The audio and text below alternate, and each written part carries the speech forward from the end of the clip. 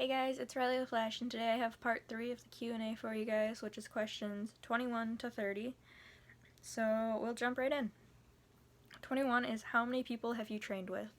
I've trained with somewhere between 10 and 15 people about, and that's like including a couple clinics I've done, and then some other 4-H leaders that I've gotten instruction from, and then of course my trainers that I've actually worked with. Question 22 is, how long were you with the trainer you were with for the longest?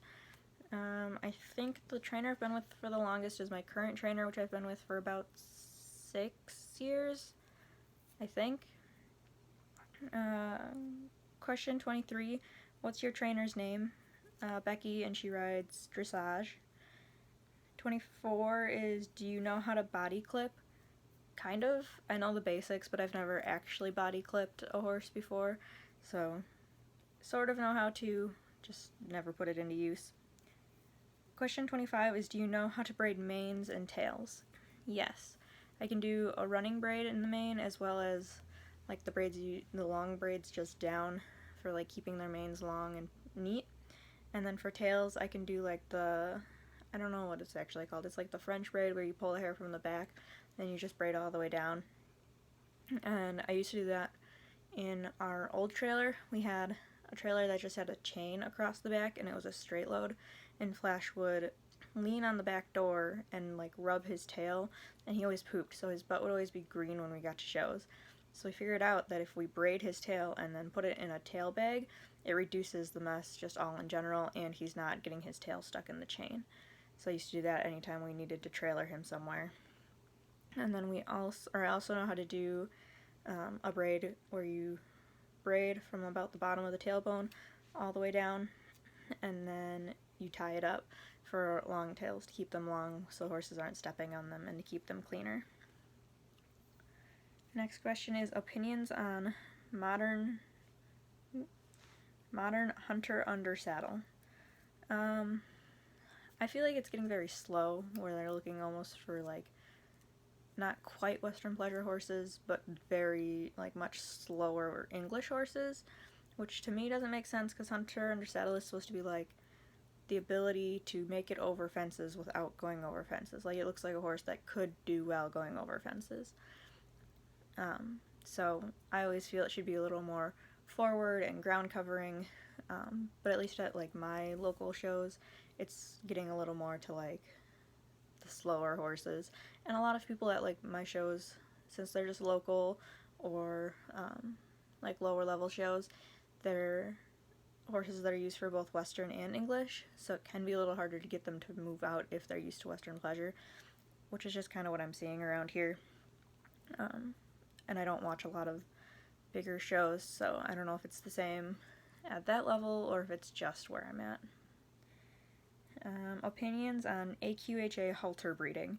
So it's like the big muscular horses that they use for halter classes, and I personally don't like that. I don't get the point of having a horse only for halter. I get why some people might have a reason for it, but me personally, I don't like it. It seems like the horse is just gonna stand around forever and not necessarily be used for too much.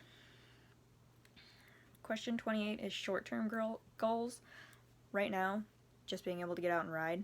But once we get back out there, I would like to get him long lining on the lunge lines so that he can be out a little further and in the arena and actually doing circles and that kind of stuff, as well as just getting him back in shape.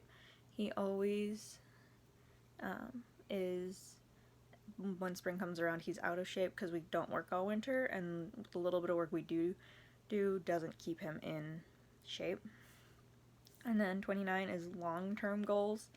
My long-term goals would be like getting him really solid on spins and sliding stops, and I've been trying to teach him how to do the piaffe on the ground, as I had in a couple of videos last year. I had his progress on that, but we've kind of put all that on hold when show season comes around, since we just do local shows and we don't have dressage classes or reining classes.